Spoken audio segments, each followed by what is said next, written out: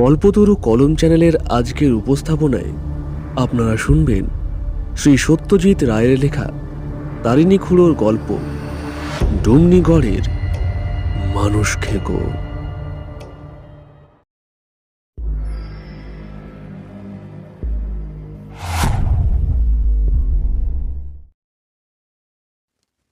আমি তখন ছিলাম ডুমনিগড় নেটিভ স্টেটের ম্যানেজার, বললেন তারিণী খুড়ো। ডুমনিগড় ম্যাপে আছে? জিজ্ঞেস করল ন্যাপলা। ন্যাপলার মুখে কিছু আটকায় না। তোর কি ধারণা ম্যাপে যা আছে তার বাইরে আর কিছু নেই? চোখ কান কুঁচকে বিস্ময় আর বিরক্তি দুটোই একসঙ্গে প্রকাশ করে বললেন তারিণী খুড়ো। ম্যাপ তৈরি করে কারা? মানুষে তো। ভগবানের সৃষ্টিতে ডিফেক্ট থাকে জানিস? জোড়া মানুষ, সায়ামিজ টুইন্সের কথা শুনিসনি? হাতে 6টা করে আঙুল, বাছুরের 2টো মাথা, এসব শুনিসনি? ম্যাপে নেই ডুমনিগড়। এই নিয়ে ফিলিপসের অ্যাটলাস কোম্পানিকে কড়া চিঠি দিয়েছিলাম সেই সময়। তারা লিখলে, ভেরি সরি, আগামী সংস্করণে শুধরে দেব। দেয়নি যে, এটা স্রেফ গাফিলতি। ডুমনিগড় হচ্ছে মধ্যপ্রদেশের বাঘেল খণ্ডে, মাইহার অবধি ট্রেন, তারপর 132 কিলোমিটার পূবে গাড়িতে। হলো? ন্যাপলা চুপ মেরে গেল। আমরাও বাঁচলাম, কারণ তারিণী খুড়োর গল্প শোনার আগ্রহ আমাদের সকলের সমান, ন্যাপলারও। খুড়ো আসলে আমাদের কেউ হন না, তবে খুব ছেলেবেলা থেকেই দেখে আসছি ইনি মাঝে মধ্যে আসেন আমাদের বাড়িতে। আমার জন্মের আগে বাবারা যখন ঢাকায় ছিলেন তখন তারিণী খুড়ো ছিলেন আমাদের পড়শি, তাই খুড়ো। বাবারও খুড়ো, আমাদেরও খুড়ো। খুড়ো ছাড়া আর ওকে কেউ কিছু বলে বলে জানি না। বাবার কাছে শুনেছি যে ভদ্রলোক নাকি চাকরির ধান্দায় সারা ভারতবর্ষ ঘুরেছেন, আর অভিজ্ঞতাও হয়েছে বিচিত্র রকম। কাজেই গল্পের স্টক অঢেল। খুড়ো বলেন যে শুধু আর্টের খাতিরে যেটুকু কল্পনার আশ্রয় নিতে হয় সেইটুকু ছাড়া নাকি সবই সত্যি। গল্পের প্রথম লাইন বলে থেমে গেছেন খুড়ো, কারণ তার ফরমাস মতো দুধ চিনি ছাড়া চা এসে গেছে। এই জিনিসটি একটু বেশি রসিয়ে রসিয়ে খাচ্ছেন দেখে ন্যাপলা অধৈর্য হয়ে বলল, ডুমনিগড়ে হলোটা কি? বলছি বললেন তারিণী খুড়ো। এই রটি খাওয়ার অভ্যেস আমার ডুমনিগড় থেকে। রাজা ভূদেব সিংয়ের হয়েছিল ডায়াবেটিস। এককালে 7 রঙের 7 রকম মিঠাই বরাদ্দ ছিল রোজ 2 বেলা। তাছাড়া নিয়মিত মদ্যপান করতেন। আমার ডাক পড়তো সন্ধেবেলা, যেদিনই খুলতেন সাপঞ্জয়ের বোতল। সাপঞ্জ নামটা আমাদের সকলের কাছেই নতুন। অশিক্ষিতরা যেটাকে বলে শ্যাম্পেন, বললেন খুড়ো। যাই হোক, রাজা একদিন সব পরিত্যাগ করলেন। আমার চোখের সামনে 16 স্টোন থেকে 9.5 স্টোনে নেমে গেল ওজন, আর সেই সময় খুনটা হয়। খুন? আমাদের 5 জন শ্রোতার 5 রকম গলায় একসঙ্গে উচ্চারিত হলো প্রশ্নটা। হ্যাঁ, খুন। রাজার 3 ছেলে, শ্রীপদ, ভূপত আর অনুপ। ছোটটা রায়পুরে রাজকুমার কলেজে পড়ে। বড় দুটো পড়াশোনা শেষ করে ডুমনিগড়েই থাকে। বড় শ্রীপতি হলো খুন। শ্রীপতের ইয়ার ছিল নারায়ণ শ্রীমল, ধনী ব্যবসাদার, ডুমনিগড়ের রাইজিং কিং পুরুষোত্তম শ্রীমলের একমাত্র ছেলে। জুয়ার আড্ডা বসত নারায়ণের বাড়িতে। এক সন্ধ্যায় তুমুল বচসা হয় শ্রীপত আর নারায়ণে, প্রায় হাতাহাতি। শ্রীপত জিতছিল প্রায় 20,000 টাকা। সেই সময় নারায়ণের হাতে তার জোচ্চুরি ধরা পড়ে যায়। নারায়ণ শাসায় তাকে খতম করবে বলে। যাই হোক, খেলা শেষ করে বাড়ি ফিরেছিল শ্রীপদ। তখন রাত 11টা। হেঁটেই ফিরত। রাজবাড়ি থেকে শ্রীমলদের বাড়ি ½ মাইল। পথে পড়ে রাম সরোবর, ভারী সুদৃশ্য লেক। ঠিক মধ্যিখানে একটি শ্বেত পাথরের মিনি প্রাসাদ। নৌকো করে যাওয়া যায় সেখানে। সেই লেকের ধারে কে জানি রিভলভার দিয়ে গুলি করে শ্রীপদকে। পয়েন্ট ব্ল্যাঙ্ক রেঞ্জ থেকে মেরেছে। এক গুলিতেই সাভার। পুলিশ নারায়ণকে সন্দেহ করে। সে যে শ্রীপদকে মারবে বলে শাসিয়েছে সে কথা জেরাতে আড্ডার সকলেই স্বীকার করে, কিন্তু শেষ পর্যন্ত উপযুক্ত প্রমাণের অভাবে নারায়ণ বেকসুর খালাস পেয়ে যায়। আমি অবশ্য খুনের সময় কাছেই ছিলাম। বলেন কি? আবার 5টা গলা একসঙ্গে। জোনাকি স্টাডি করছিলাম, বললেন তারিণী খুড়ো। সামনে দেওয়ালি, রাজাকে কথা দিয়েছিলাম পিত্তিমের বদলে একটা নতুন ধরনের বাতির বন্দোবস্ত করব। ইলেকট্রিক নয়, কাচের টিউবের অর্ডার দিয়েছিলাম। রাজবাড়ির যত ব্যালকনি আর যত বারান্দা সব কটার আলসে আর রেলিংয়ের উপর টিউব বসানো থাকবে, আর তার মধ্যে ছাড়া থাকবে জোনাকি। অবশ্যই নিঃশ্বাস প্রশ্বাসের জন্য ফুটো থাকবে টিউবে। নির্ঘাত চমকপ্রদ ব্যাপার হতো। তবে বড় কুমারের মৃত্যুর জন্য সেবার আর কোনো ঘটা হয়নি দেওয়ালিতে। আপনি খুনিকে দেখেছিলেন? জিজ্ঞেস করল ন্যাপলা। না, দেখিনি। গুলি করেই সে পালায়। তবে খুনের খবরটা আমিই দিই। আমি যদি অন্য মনস্ক না থাকতাম তাহলে হয়তো খুনিকে হাতে নাতে ধরে ফেলতে পারতাম, কিন্তু সেটা হবার ছিল না। ফলে একটা জলজ্যান্ত অপরাধী চিরকালের মতো রেহাই পেয়ে গেল। তারিণী খুড়ো বিড়ি ধরাতে থেমেছেন। আমরা মুখ চাওয়াচাই করছি। গল্প শেষ কিনা তাও বুঝতে পারছি না। এমন সময় খুড়ো আবার শুরু করলেন। এইদিকে বড় ছেলের মৃত্যুতে রাজা আঘাত পেয়েছেন খুবই, আর তাতে অসুখ গেছে বেড়ে। এমন সময় একটা অন্য গন্ডগোল দেখা দিল। খুনের মাসখানেক আগে 2 আমেরিকান এসেছিল রাজার অতিথি হয়ে। আসল উদ্দেশ্য শিকার। ডুমনিগড়ের পূব দিকে পাহাড়ের শ্রেণী, আর তার পাদদেশে গভীর জঙ্গল, যাকে বলে হান্টার্স প্যারাডাইজ। বহু বিদেশি শিকারী ডুমনিগড় এসে শিকার করে গেছে। রাজা তাদের জন্য ঢালাও বন্দোবস্ত করে দিয়েছেন। বিটাররা বন পিটিয়ে, কাশি ক্যানস্তারা পিটিয়ে বাঘ এনে ফেলে দিয়েছে শিকারীদের সামনে, আর তারা হাতির পিঠে থেকে শার্দুল সংহার করে খুশি মনে দেশে ফিরে গেছে। এইবার ওই 2 আমেরিকানের একটি নাম স্যাঙ্গার 40 হাত দূর থেকে পরপর 2টি গুলি মেরেও বাঘকে জখমের বেশি কিছু করতে পারল না। একটা গুলি লাগলো লেজে, আর একটা পিছনের পায়ের গোড়ালিতে। সেই বাঘ এখন হয়ে গেছে নরখাদক। এটা খুবই স্বাভাবিক ঘটনা, তোরা জানিস বোধহয়। পুলাম্বি, হাড্ডা, তুয়ারা, পাহাড়ের নিচে 3টি গ্রাম থেকে 17 জন মেয়ে পুরুষকে ধরে নিয়ে গেছে সেই বাঘ। গাঁয়ের লোক রাজার কাছে হত্যা দিয়েছে। ওই বাঘের শেষ না দেখা পর্যন্ত তাদের সৌহাস্তি নেই। বাঘের ভয়ে তারা বাড়ি থেকে বেরোতে পারে না। সেই সুযোগে তাদের ক্ষেতের ফসল খেয়ে নিচ্ছে হরিণ আর শুয়োরের দল। রাজা ডেকে পাঠালেন আমাকে, বললেন, ট্যারি। রাজা আমাকে ট্যারি বলেই ডাকতেন। ট্যারি, এখন তুমি ভরসা। এই ম্যানেজারের একটা বিহিত না করলেই নয়। তোমার কি লোকজন লাগবে বলো, আমি দিয়ে দিচ্ছি। তুমি 2-1 দিনের মধ্যেই বেরিয়ে পড়ো। এখানে বলা দরকার যে মেজ কুমার ভূপত সিংহ ছিল শিকারের সিদ্ধহস্ত। 23 বছর বয়স, কিন্তু এর মধ্যেই বড় বাঘ ছোট বাঘ মিলে সংখ্যা দাঁড়িয়েছে 73। তবে এটা জানি যে রাজা মেজ কুমারের খুব একটা ভক্ত নন, কারণ সে অতি উচ্ছৃঙ্খল প্রকৃতির ছেলে। তাছাড়া মদ জিনিসটাকে একটু বেশি রকম পছন্দ করে।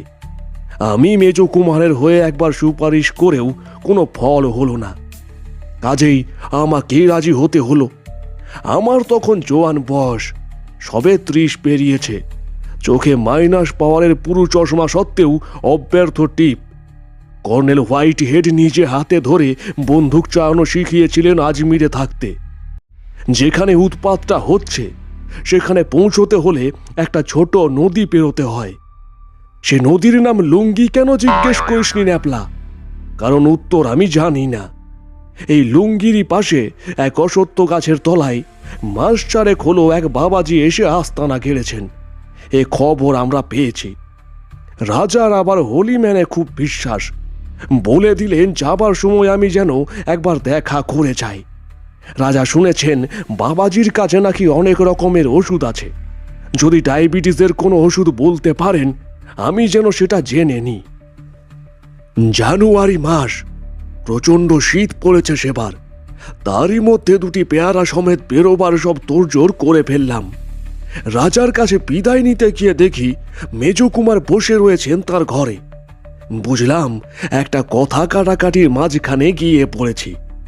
রাজা তখনও হাঁপাচ্ছেন এবং আমার সামনেই মেজকুমারকে কড়া কথা শুনিয়ে তাকে ঘর থেকে বিদায় করে দিলেন। বেরোবার মুখে কুমার আমার প্রতি যে দৃষ্টি হানলেন সেটা মোটেই প্রসন্ন নয়। বুঝলাম তাকে বাদ দিয়ে আমাকে বাঘ মারতে পাঠানো হচ্ছে, সেটা আদৌ ওর মনোপুত নয়। তবে সিদ্ধান্তটা তো আমার নয়, সেটার জন্য দায়ী স্বয়ং রাজা ভূদেব সিং। কাজেই আমার ওপর চোখ রাঙানোর কারণটা বোধগম্য হল না। লুঙ্গি নদী ডুমনিগড় থেকে ৩২ মাইল, অর্থাৎ আজকের হিসাবে ৫০ কিলোমিটার। তখন দ্বিতীয় মহাযুদ্ধ চলেছে, তবে ডুমনিগড়ে জিপ আসেনি। রাজার একটা পুরনো ফোর্ড ছিল, সেটা খুব মজবুত। তাতে করে পৌঁছে গেলাম ১ ঘন্টার ভেতর। শিকারের জন্য যাবতীয় যা কিছু দরকার সবই সঙ্গে এসেছে। নদী পেরিয়ে আরো যেতে হবে ১৭ মাইল। তার জন্য ফরেস্ট ডিপার্টমেন্টের গাড়ি থাকবে ওপারে, রেঞ্জার নিজেও থাকবেন। আমরা গিয়ে উঠব ফরেস্ট রেস্ট হাউসে। অবশ্যই ওপারে যাবার আগে একটা কর্তব্য সারতে হলো। উদাস বাবার আশ্রমে একবার ঢুঁ দিতে হলো। গেরুয়াধারী বাবাজি শিষ্য শিষ্যা পরিবেষ্টিত হয়ে পর্ণকুটিরের সামনে বাগাছালের উপর বসেছেন। সামনে ধুনি জ্বলছে। চেহারাটি বেশ ভক্তি উদ্রেককারী। দাড়ি গোপ জটা সত্ত্বেও অনেক সাধুর চেয়ে বেশি পরিষ্কার পরিচ্ছন্ন। জঙ্গলি ভাব একেবারেই নেই।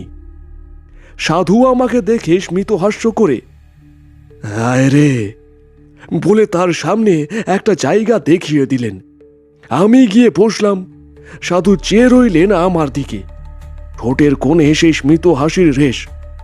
মনে মনে ভাবছি এত দেখার কি আছে। এমন সময় বাবাজি হঠাৎ বলে উঠলেন, বাঙালি। এবং যেভাবে যে উচ্চারণে বললেন তাতে বুঝলাম ইনি নিজেও বাঙালি।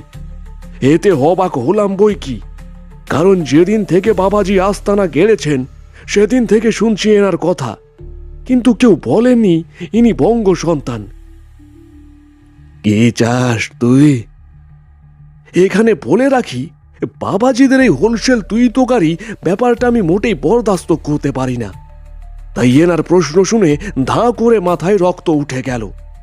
বললাম, রাজার অনুরোধে তোর সঙ্গে দেখা করতে এলাম। বাবা কিন্তু আমার মুখে তুই শুনে মোটেই বিরক্ত বা বিচলিত হলেন না, বরং এবার যে কথাটা বললেন তাতে আমি হকচকিয়ে গেলাম তো বটেই, সেই সঙ্গে বেশ খানিকটা নম্রও হয়ে গেলাম। রাজার জন্য ওষুধ আমি দিয়ে দিচ্ছি, বলিস চিন্তার কিছু নেই, অসুখ সেরে যাবে। তবে পুত্র শোক থেকে রেহাই নেই। বড়টা গেছে, পরেরটাও যাবে। ছোটটি ভালো ছেলে, সেই বাপের মুখ রাখবে। তবে রাজত্ব নেই কপালে, কারণ রাজা আর থাকবে না দেশে। দেশ স্বাধীন হয়ে যাবে। আমি কি বলবো ভেবে পাচ্ছি না। এমন সময় বাবাজি বললেন, তোর জন্য ওষুধ আছে। আমার ওষুধ? সে আবার কি? জিজ্ঞেস করলাম, কিসের ওষুধ? তুই বাঘের পেটে যেতে চাস? সেটা আর কে চাই বলুন? তাহলে আরো কাছে আয়। আমি আর একটু এগিয়ে গেলাম সাধু বাবার দিকে। বাবাজি তার ঝোলা থেকে একটা কৌটো বার করে তার থেকে খানিকটা সবুজ মলম নিয়ে আমার কপালে ঘষে দিলেন। হিং আর কস্তুরি মেশানো একটা গন্ধ এলো নাকে। ব্যাস, আর ভয় নেই তোর। রাজার জন্য ওষুধ নিয়ে বিদায় নিলাম। মনে মনে বললাম, বাবাজির ক্ষমতা অসীম, কারণ আমার কাছ থেকে তুই থেকে আপনি সম্বোধন আদায় করে নিতে লেগেছে ঠিক 2 মিনিট। রেস্ট হাউসে পৌঁছে গেলাম আধ ঘন্টার মধ্যে। গিয়ে দেখি সব ব্যবস্থা হয়ে আছে। আমি আসছি সে খবর আগেই পৌঁছে গেছে। তিন গায়ের তিন মোড়ল এসেছে আমার সঙ্গে দেখা করতে। বললাম আমার যতদূর সাধ্যি আমি করব। শীতকালের দিন ছোট, তাই 4:30-র মধ্যে বনমোরগের রোস্ট খেয়ে বেরোবার জন্য তৈরি হয়ে গেলাম। স্থানীয় শিকারী সুখদেও তেওয়ারি আমাকে সাহায্য করছে। সে মাচা বাঁধার জন্য গাছ বেছে রেখেছে। সমতল জমি যেখানে শেষ হয়ে পাহাড় শুরু হয়েছে সেই রকম একটা জায়গায়। কাছাকাছির মধ্যে বাঘের পায়ের টাটকা ছাপও পাওয়া গেছে। একটি মোষও কেনা হয়েছে টোপ হিসেবে। সব মিলিয়ে ব্যবস্থা ভালোই। আমি একাই থাকবো পাহারায়। সকালে শিকারী ও কুলির দল এসে আমায় মিট করবে। তার মধ্যে যদি কাজ সারা হয়ে যায় তো ভালোই, নইলে কাল সন্ধে থেকে আবার বসতে হবে। এভাবে কতদিন চলবে জানা নেই। আপনি যদি গল্পটি শুনছেন আর এখনো ভিডিওটি লাইক করেননি, তাহলে তাড়াতাড়ি লাইক আর চ্যানেলটি সাবস্ক্রাইব করে দিন।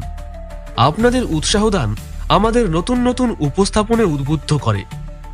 এরপর চলুন বাকিটুকু শোনা যাক। রেস্ট হাউস ছাড়বার মুখে আরেকটা গাড়ির আওয়াজ পেলাম। এ আওয়াজ আমার চেনা। এ হলো মেজ কুমারের পয়েন্টিয়াক টুরার। ব্যাপার কি? মেজ কুমার গাড়ি থেকে নেমেই কারণটা জানিয়ে দিলেন।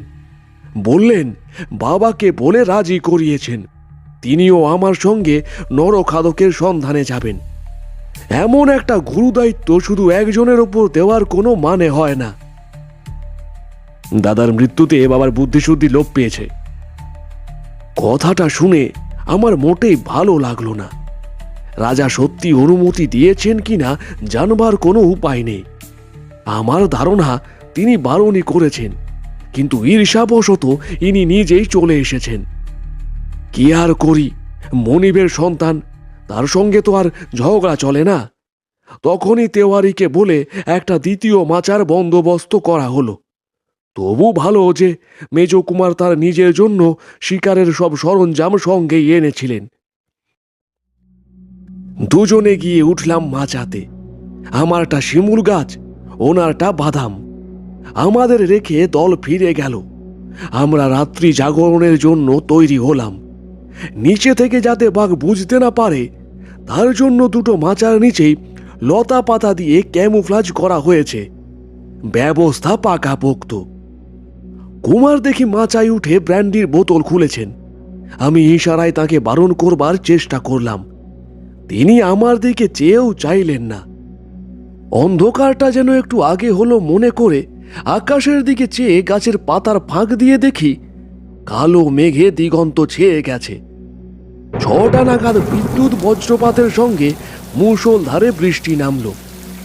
বাঘ বৃষ্টির তোয়াক্কা করে না, শিকারীরও করা উচিত নয়। কিন্তু শীতকালের বৃষ্টি বলেই বোধহয় অনুভব করলাম ওভারকোট ভেদ করে বরফের মতো ঠান্ডা জল আমায় কাঁপুনি ধরিয়ে দিচ্ছে। এমনিতে আমার অসুখ বিসুখ হয় না বললেই চলে, কিন্তু সর্দি জিনিসটাকে আমি বড় ভয় পাই। এটা চিরকালের ব্যাপার।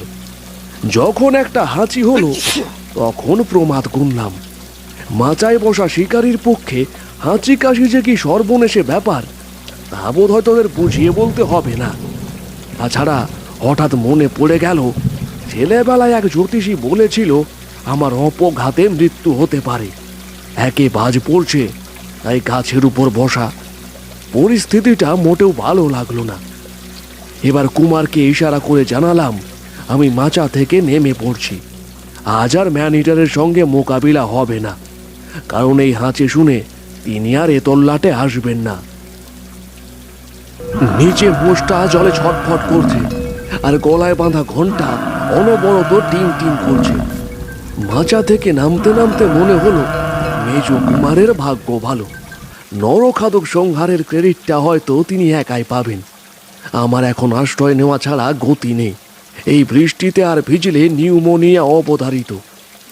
জঙ্গলের দুর্ভেদ্য অন্ধকারে বিদ্যুতের ঝলকানি মাঝে মাঝে পথ দেখিয়ে দিচ্ছে। আমি টর্চের সাহায্য না নিয়েই এগিয়ে চললাম যেদিকে পাহাড় সেই দিকে। হাতে বন্দুকটা নিয়েছি, কারণ সেটার যে প্রয়োজন হবে না এমন কোনো গ্যারেন্টি নেই। পাহাড়ের গায়েও গাছপালার ঝোপঝাড়ের অভাব নেই, তারই মধ্যে দিয়ে হ্যাঁচড় প্যাঁচড় করে উঠতে গিয়ে হঠাৎ সামনে একটা ঘোর অন্ধকার কি যেন এসে পড়ল। বিদ্যুতের আলোতেও যখন সে অন্ধকার দূর হলো না, তখন বুঝলাম সেটা একটা গুহার মুখ।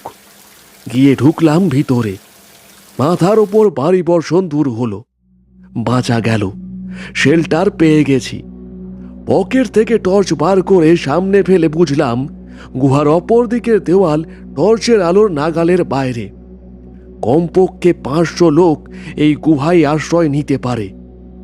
আলোতেই দেখলাম সামনে একটা মাঝারি আকারের পাথরের চাঁই।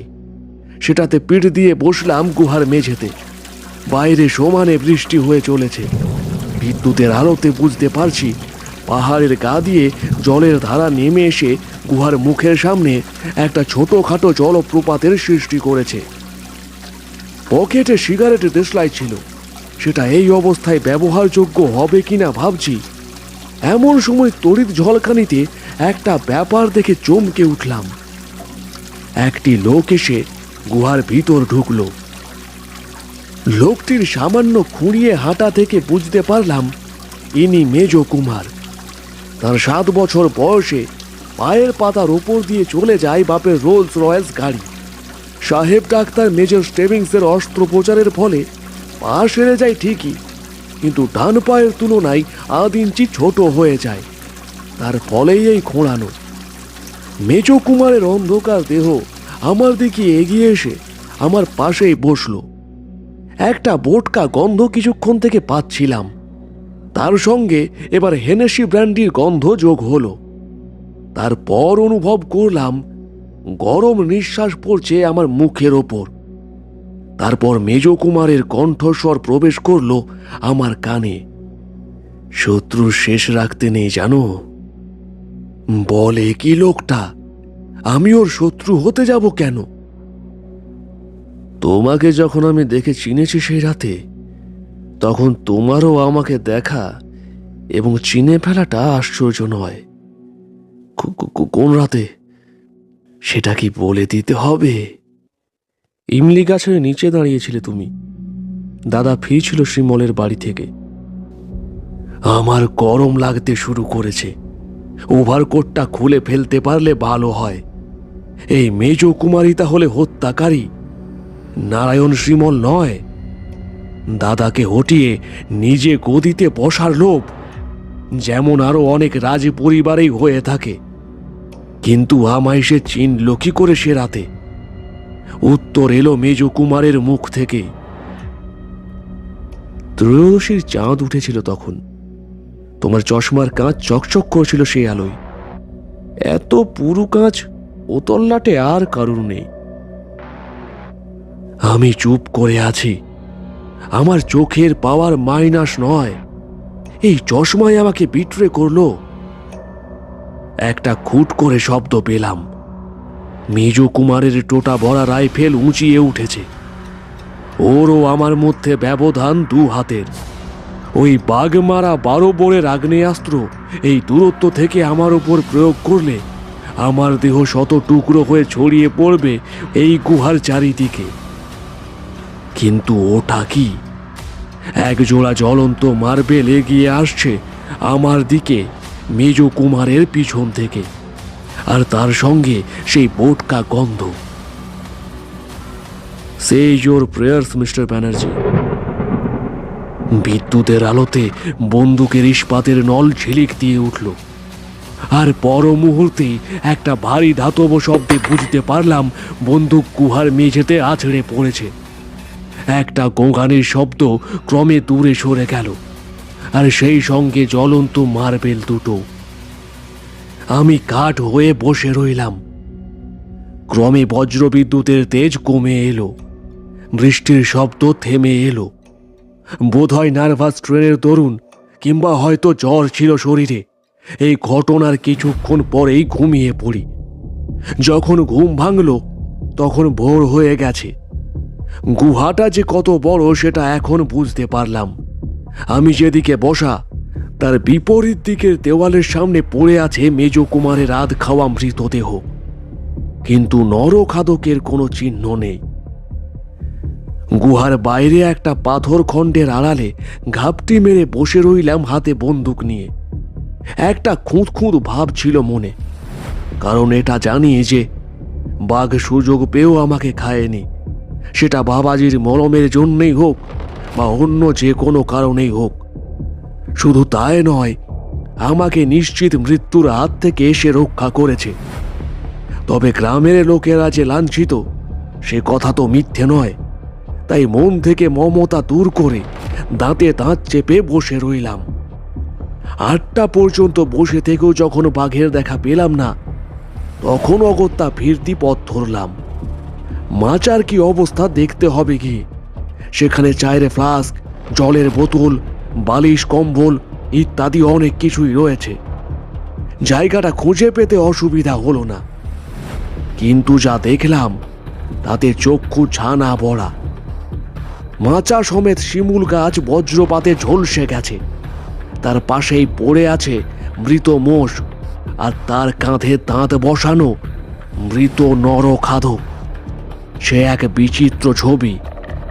মানুষের হাতের বন্দুকের চেয়ে 1000 গুণে বেশি শক্তিশালী আগ্নেয়াস্ত্রের শিকার হয়েছে এরা, সেটা আর বলে দিতে হয় না। ফেরার পথে বাবাজিকে ধন্যবাদ দিতে গিয়েছিলাম, কিন্তু তার সঙ্গে দেখা হলো না। তার পর্ণকুটির ভাসিয়ে নিয়ে গেছে লুঙ্গি নদী গত রাত্রের বৃষ্টিতে। তিনি নিজে নাকি একটা সেগুন গাছে চড়ে রক্ষা পেয়েছিলেন, কিন্তু আপাতত সর্দি জ্বরে কাবু হয়ে এক শিষ্যের বাড়িতে আশ্রয় নিয়েছেন।